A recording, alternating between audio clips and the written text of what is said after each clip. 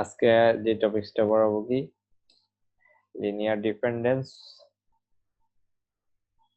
Independence linearly independent.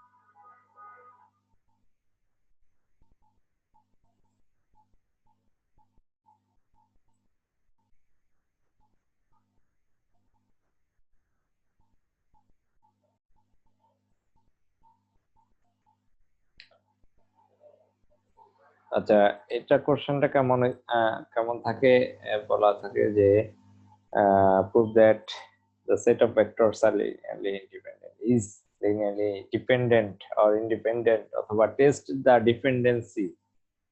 Dependency বলা থাকলে dependent হইতে পারে ইন্ডিপেন্ডেন্ট হইতে পারে। তো এখানে সেটে ফার্স্টে আমরা যে কাজটা করব, সেটে linear combination of the given vectors equal to 0 by using the scalar use করে x y z এই তিনটা স্কেলার ইউজ করে, মানে alpha 1 u1 alpha 2 u2 alpha 3 u3 x into first যে ভেক্টরটা দেয়া আছে plus y into second plus z into third equal to 0 vector ধরবো আমরা। রাইট সাইডে কি ধরবো? 0 ভেক্টর। আজকের ক্লাসের চরম মূল্য আপনাদেরকে দিতে হবে, কারণ সবাই অমনোযোগী। হ্যাঁ, আপনাদের একদম অমনোযোগী আজকের ক্লাসে, যেহেতু আমি এই ক্লাসটা রেকর্ড করে ইউটিউবে দিয়ে দিচ্ছি। ওকে, তো ফার্স্টে আমরা কি করব, গুণ করব সবগুলো টার্ম। গুণ করার পর ফার্স্ট টার্ম গুলাকে আলাদা নেব। First term 2x plus 0 plus 4z equal to 0, second term গুলা নিয়ে আরেকটা, থার্ড নিয়ে আরেকটা। ইকুয়েটিং করার পর আমার first equation equal to 0, second third equal to 0 বের করে আমরা ইন্টারচেঞ্জ করব ফার্স্ট আর সেকেন্ড ইকুয়েশন। ফার্স্ট আর সেকেন্ড ইকুয়েশন ইন্টারচেঞ্জ করে এখন আমরা এসিলন ফর্ম করলে এই দুইটা কি হয়ে যায়? 0 হয়ে যায়, ঠিক না? এই দুইটা 0 হয়ে যায়, প্লাস এই টার্মটাকে আমরা যদি 0 করি, 0 অথবা 0 করার আগে আমি দেখলাম যে এই দুইটা টার্মের মধ্যে এখান থেকে 2 কমন যায়, এখান থেকে -3 কমন যায়। কমন নিলে এরকম আকার আসে। দুইটা ইকুয়েশন থেকে একই রকম যদি হয় তাহলে কি করতে হয়? দুইটা ইকুয়েশন যে কোনো একটা নিলে হয়। আমরা যে কোনো একটা নেব। আইডেন্টিক্যাল থাকলে ডিসরিগার্ড ওয়ান অফ देम, তাহলে একটা নিলে এরকম আকার আসে। তাহলে এসিলন ফর্মে এরকম আকার আসলে এটা কিভাবে এটা সলিউশন করে?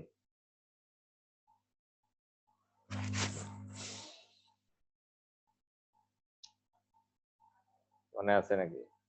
এখানে হচ্ছে স্যার z এর মান কি আমরা যে কোনো একটা ধরে নেব ইনফিনিটি? না, এখানে আগে বলতে হবে যে তিনটা আননোন, দুইটা ইকুয়েশন, একটা ফ্রি ভেরিয়েবল থাকে। তো এখানে আমি বলতেছি যে 3 আননোন, ঠিক না? 3 আননোন আর 2 হচ্ছে কি ফ্রি ভেরিয়েবল। ফ্রি ভেরিয়েবল যেহেতু দুইটা, সেহেতু 3 - 2 1 ফ্রি ভেরিয়েবল। যেটাকে আমরা ফ্রি ভেরিয়েবল ধরলে z ইকুয়াল টু, যদি আমি 1 ধরি তাহলে y এর মান পাওয়া যায় কত? -1। -1। আবার y z এর মান বসালে x এর মান পাবো। জি স্যার। তার মানে x y z এই তিনটার মান কি না? 0 না। যদি 0 হইতো তিনটার মান x y z এর মান, তখন এটা হইতো লিনিয়ারলি ইন্ডিপেন্ডেন্ট। 0 না হওয়াতে এটার মান কি হয়ে গেছে? ডিপেন্ডেন্ট হয়ে গেছে লিনিয়ারলি ডিপেন্ডেন্ট হয়ে গেছে। ধরেন সাপোজ একটা ম্যাথ এরকম এই পরের